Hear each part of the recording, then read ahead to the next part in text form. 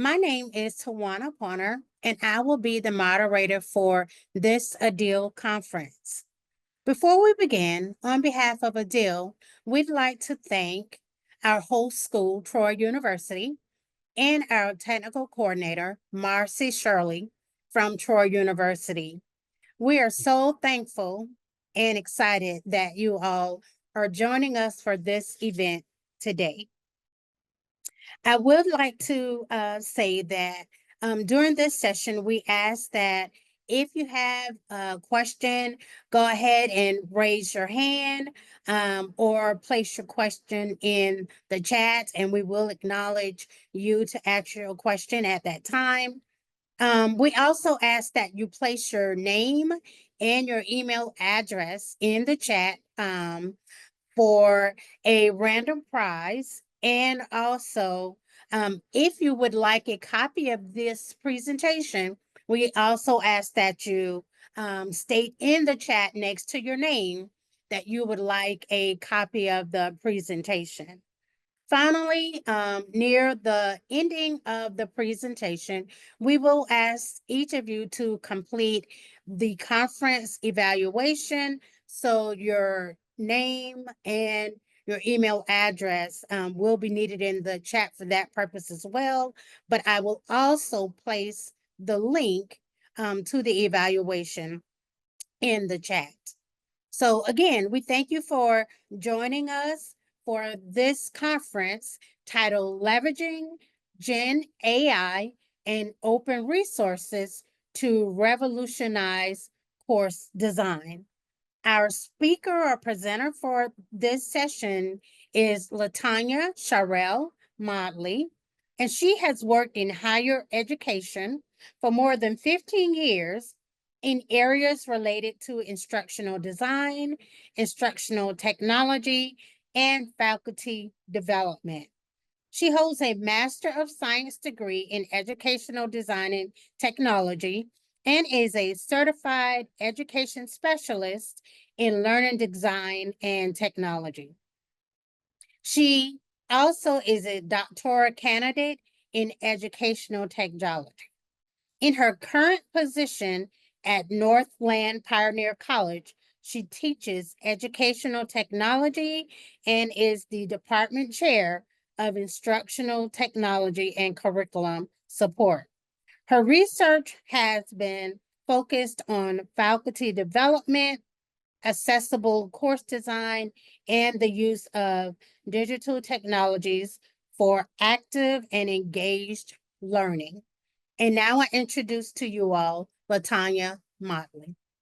Thank you, Tawana, for introducing me, and thank you all for joining me today and for being part of the ADEIL conference. I have my presentation up. Are we able to see that first slide there, everyone? Okay, great. I'll go ahead and get started. Great. I do have a little bit of information that I wanted to share with you on the goals of why we're here today. Just about me, as Tawana mentioned, I'm a faculty member. I teach educational technology, and one of the tasks that I needed to do was redesign my course. So I wanted to explain the process that I use to redesign my course and the technologies that I use, the current technologies that I use. And I assist with managing a 3-year grant in Arizona. We have an open textbook OER grant to raise awareness and reduce the cost of textbooks. So I had that part of my toolkit of using open educational resources. But then I also started using generative AI. So I've been working as a designer and technologist for over 20 years, and I've used tools throughout those times to design. But now I'm so excited about generative AI and the way that the process that you can use to integrate both generative AI and open resources to make your course more engaging for all of your students. So during this session, what I'm planning to do, I'll describe my process and the tools that I used. Hopefully you'll take away something from that. I'll share examples of the prompts that I used with generative AI to create some new assignments, assessments, and activities for my course. And I'll also share some best practices and tips for using generative AI and open resources for teaching and learning purposes. So to start off, I would like to ask you, have you used generative AI for educational purposes? and how and for what purposes. You can post that in the chat area. And I'm also going to leave some time for conversation at the end of our presentation or my presentation today. So I just wanted to pick your brains to start off, and you can reflect on this as I present as well. You may not have an answer right now, or if you do, please post it so we can have a conversation going in the chat. And also share any resources in the chat area as well, because I don't have all the answers, but I do have experience that I want to share. So here are my processes, and I'm just going to go through one by one, but as I go through them, I'm going to explain what I did, and I recommend that you take a note. It is a process to develop curriculum, and you probably already know that if you're an instructor and you've been teaching for a few years, you know it's a process to develop curriculum. What you can do, though, is use open resources and generative AI to supplement the curriculum. But first, you need to know what you're planning to teach. And that is located on the official course record form for your course. If it's in higher education, most colleges have an approved course record form. They may have a different term for it, but on that course record form, it has a list of all of your objectives and a course description and the assessments that should be used for that course. I highly recommend you locate that. It could be through your curriculum coordinator, through your dean, your department chair, but I've found with my work with faculty, sometimes they don't know that's even out there. And it's so important because it lists all the official learning objectives. And you need that when you're doing a course design, because you need to align your activities with the course objectives and the learning objectives for the weekly modules. Once I located my new one, because my course had been updated, which made it where I needed to update my content. I've been teaching it for a few years, but last year my course was learning objectives were updated, learning outcomes. So I needed to make some changes. So after I updated it, I had already identified some open educational resources that I wanted to use, but then I made a decision on which ones. You have to select the open resources that works for your course. A lot of times you may have to dig deep down into the open repositories to find what you need, but you have to also make sure you check the license, the Creative Commons license, so that it gives you the authority to use that material and make changes. In some cases, it may be you can just use it as is without making any changes. And then there are cases such as in the CC BY license that you can adapt it however you see fit, as long as you add that attribution on there. So there's freely available resources out there available, but you have to identify which ones you want to use. So I did that step, and I'll share some of the repositories that I use for my discipline. Once I selected those, I needed to adapt them. Because I was using several textbooks, I didn't want to use the entire open textbook, meaning there's no cost for the students. The textbook was written by another author, several authors, and I identified that several chapters of those are useful for my course. I could have written them myself, but I don't have the time, which is the benefit of using open resources because it saves you time. And in many cases, they will also give you ancillary material, meaning quizzes and games and exams and activities. So by adapting them to fit my learning outcomes, it makes it to where the material is useful for my students. But that took time as well. I had to go through and adapt it. And then I needed to track the alignment and the integration of those open educational resources. So I use a course map, and I highly recommend you use some tool. I use Excel, just basic Excel, but it's something that you can check to make sure you are aligning all of your modules and all of your content with the learning objectives, however you do that. And if you are interested, I can share that course map with you. It's not part of this because we don't have enough time. And then after I adapted the OER and I added it to my course map, then I needed to put a license on the adapted material. Because it's an open resource, I am able to use it. I normally look for the CC BY license, which gives me authority to change it and adapt it the way that I see fit, meaning some cases I changed it into flashcards. I took the open resource information and I used generative AI to make it into flashcards or make it into a quiz. But I still need to put that license, Creative Commons license, on any material that I adopt and adapt. And you can remember the license as tassel. That's how I remember it, which is you need to put the title, the author, the source, and the license on there. And you just will put adapted, this material was adapted from, and then you will put the title, author, source, and license. So that's the open resources part of it, and how I went through the process of getting the materials. Then I started creating my weekly modules. This all takes time. I did this over a 10-month period. So it wasn't something that just I did it in one day. You're going to need to follow a process, which is why I thought it was so helpful to share this presentation with you so that you can go out there and find materials, adapt those materials, and then create your modules in the way you see fit. There is methods out there to create modules using generative AI off the fly, but I would not recommend that because you are the expert in your area, in your discipline, or you may be working with faculty who are experts. We should use their knowledge and create these modules using open educational resources and other materials, could be textbook materials, but combining those with the knowledge of the instructor, which is what we are hired to do as faculty members, is to teach in our area. So I created the weekly modules using the adapted OERs, using my creative ideas, but I also use generative AI, which is why it's revolutionary. We didn't have this years. I started out as an instructional designer years ago, 15 years ago, when I was going through my master's program in instructional design years ago. And we didn't have AI at that time. We had to pull that knowledge out of our brains as instructional designers based on the skills and the knowledge that we gained through our programs. But now we do have a design assistant. So after I adapted the OERs, then I went to find some generative AI tools. And this was, again, only in the last 10 months because it's new, it's revolutionary.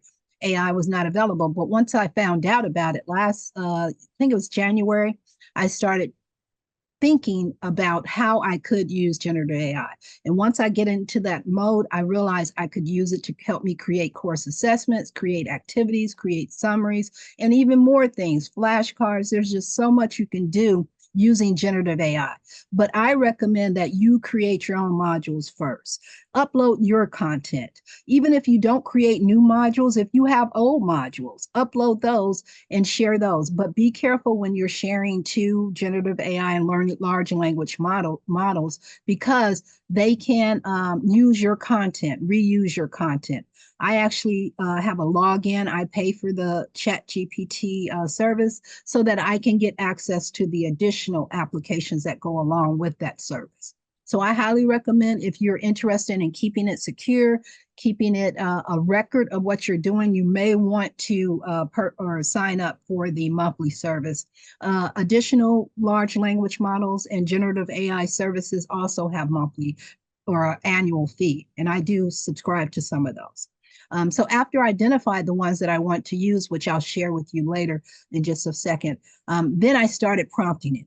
You have to have a conversation with the generative AI tool, which could be ChatGPT. For me, I used ChatGPT primarily first, and then I started using Perplexity, which is my favorite. And then there were a few others that I used, but I started having that conversation with the tool, and I prompted it.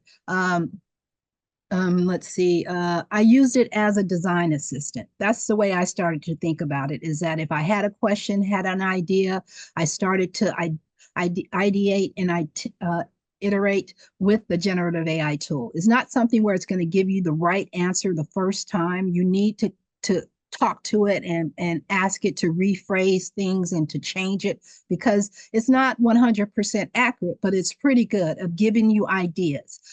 So I talked to the system and I got feedback on the design process. And sometimes I rewrote the prompt. Sometimes I would take the same prompt and put it into two different generative AI systems to see what would happen. And it was kind of interesting to see what one system would give me in another system. It could be just a task. I wanted it to rewrite a learning outcome. And I would put it, please rewrite this learning outcome based on this. And I would do that for another system. And they would be completely different. And so that's how you get to learn your system, as well as by going back and forth and iterating and ideating with it. And then I developed, after I had some good activities, some good assessments, some good assignments, I developed all of that into a learning management system. And for us at my college, it's Moodle.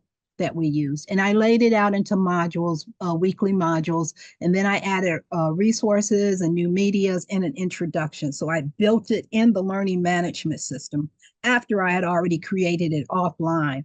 And then once you put it in the learning management system, I still needed to go through and check the quality because even with open resources, there are going to be errors. There's going to be errors in spelling. There's going to be grammatical errors. You would think they would fix that, but I came across broken links in the open resources. It could be a chapter of a textbook that I wanted to use, but when I went through that chapter and started reading it, it could have been, normally it's 99% accurate, but you do need to review it. I took out what I didn't align with my learning outcomes, or it may be it didn't align with my teaching strategies as well. So I took, as long as I followed the Creative Commons license, you can adapt it.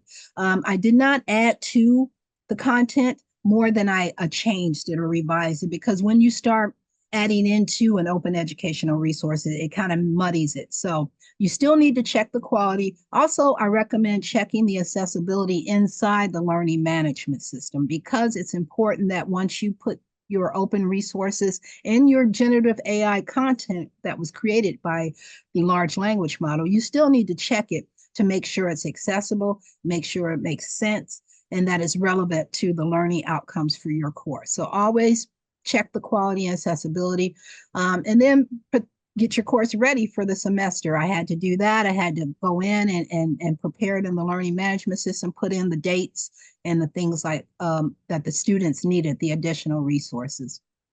And then finally, you also need to continually review. Even if you adopt an open educational resource or open textbook, that textbook could change. That happened to me. I was using, before I had even revised my course, I was using an open textbook. They had revised it and made a new edition. I didn't get the email on that. They don't email you to let you know. You have to go back and check. So when I went back, it was the start of the fall semester when I found the update. Then I had time, because I planned ahead to check it. I had time to go in and revise what I needed to revise. So always, and generative AI tools come out all the time. So you could be using one tool that has been great for you, but maybe there's additional tool that you may want to use as well. So always review and continually change and update and improve on your course, and make any revisions and add to it. There was some areas I needed to add additional open resources because I didn't have that content. So here are the repositories that I use, and if there are others, please post those in the chat so we can share them amongst ourselves. I used OER Commons. This is what we use at the for the open textbooks for rural Arizona grant project that we have from the Department of Education, where we endorse and create open educational resources and share those in a common area for our grant project. But it's open to anyone.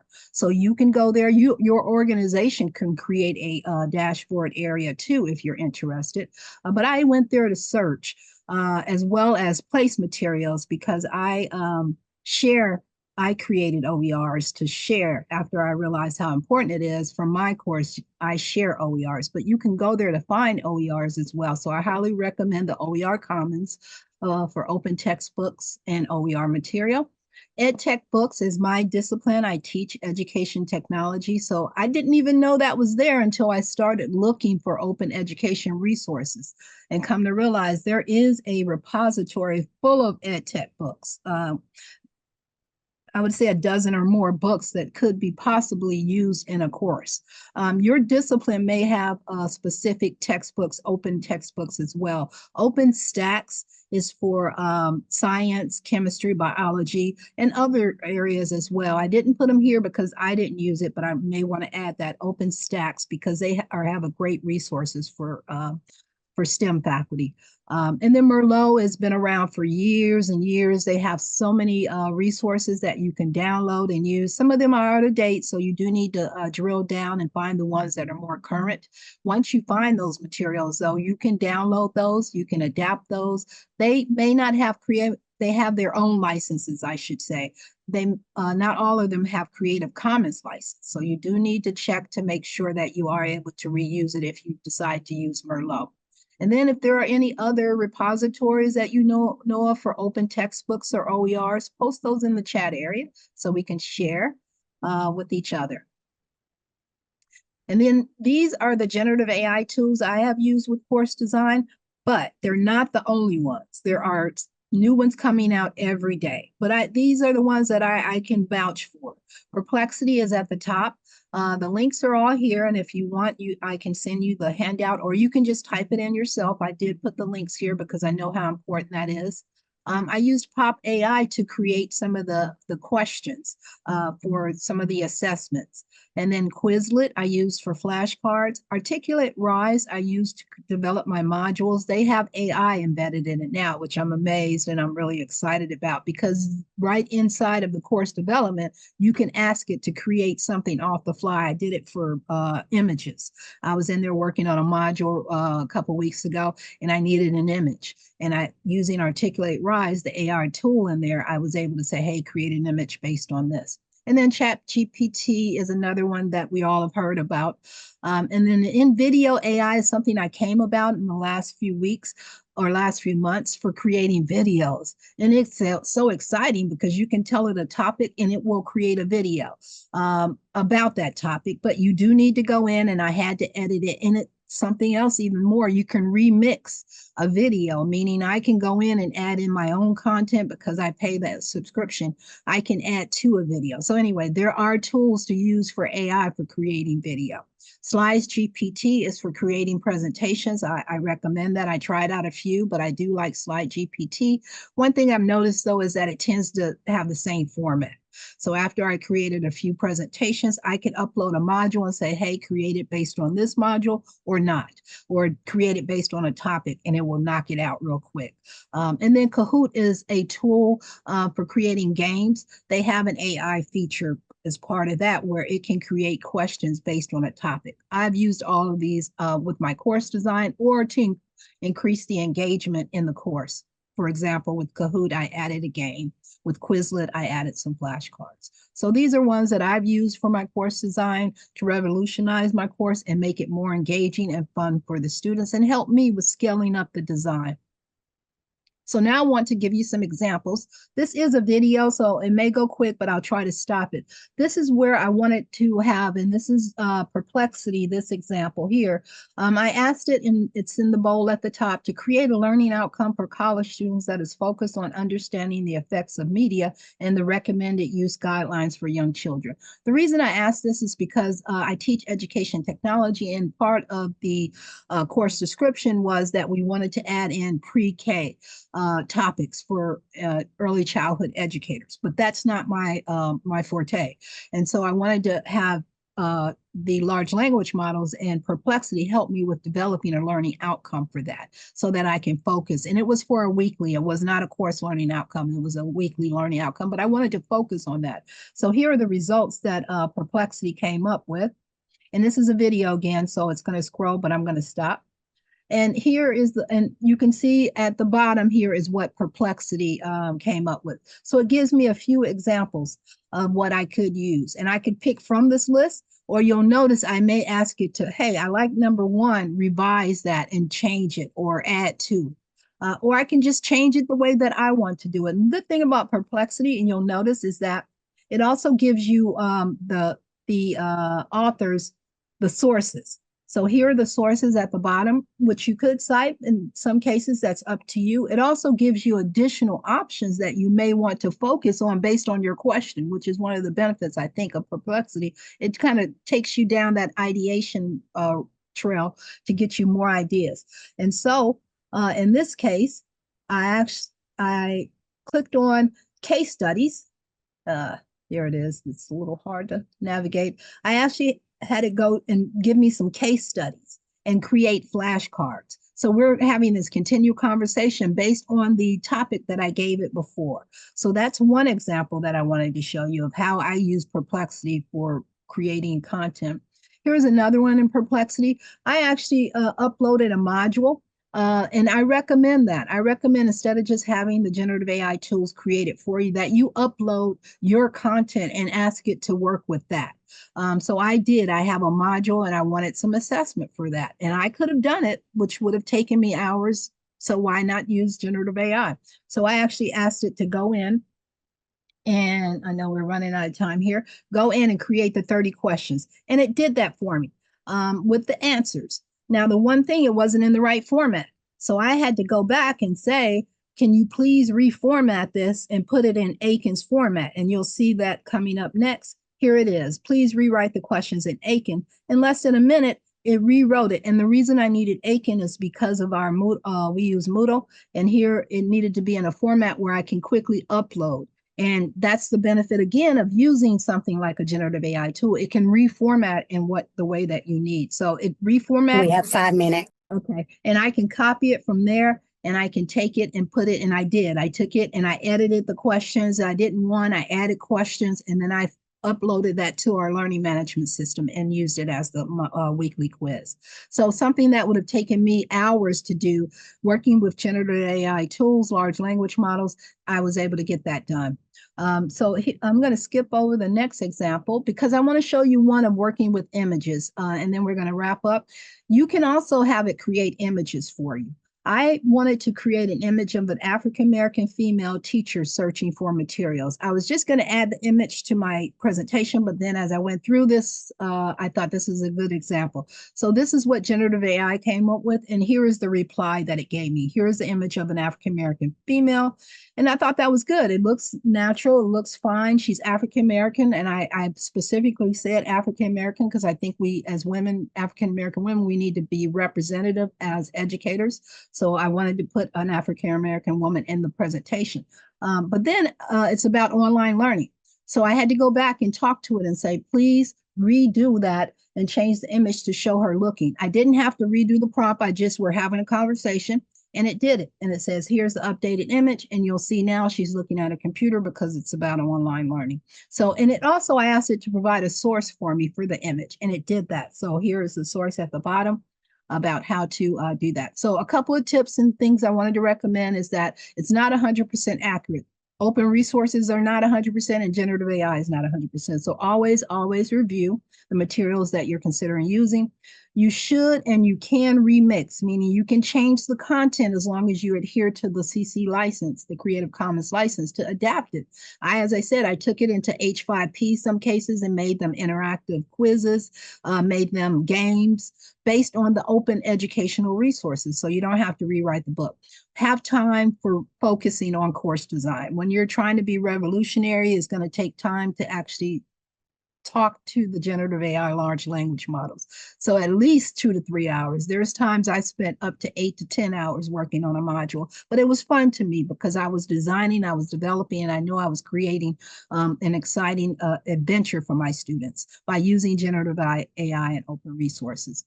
Last thing I want to mention is that you should acknowledge the use of AI with your students, and you can do that by putting a syllabus statement. I got this from the ACUE quick series. I went through their AI series, which I recommend, and they recommended putting in a syllabus acknowledgement. So this is an example of what I did. And you just let the students know that you're using it. You should also let the students know if they can use generative AI. And I have a statement in there for the assignments they can and the assignments they cannot use AI.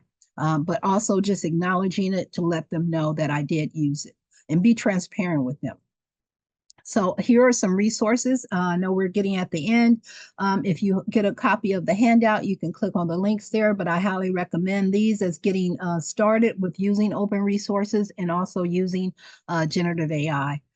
So that's it for what I wanted to present today. I wanted to leave time for questions and comments. And then also, if you would like the copy of the session handout, just let me know and we can share that with you as well. So I think we're at time now. We'd like to thank everyone for joining us today. If you have not had the opportunity to put your full name and your email and email address in the chat, we ask that you do so now. I will be posting the conference evaluation in the chat shortly. So I ask that you complete that as well. But if you have any questions, go ahead and continue to ask LaTonya of those questions now. And we just want to say thank you to LaTonya for this lovely presentation, and we thank you all for attending. Yes, thank you. And let me know, do you have any questions about course design or generative AI or open resources?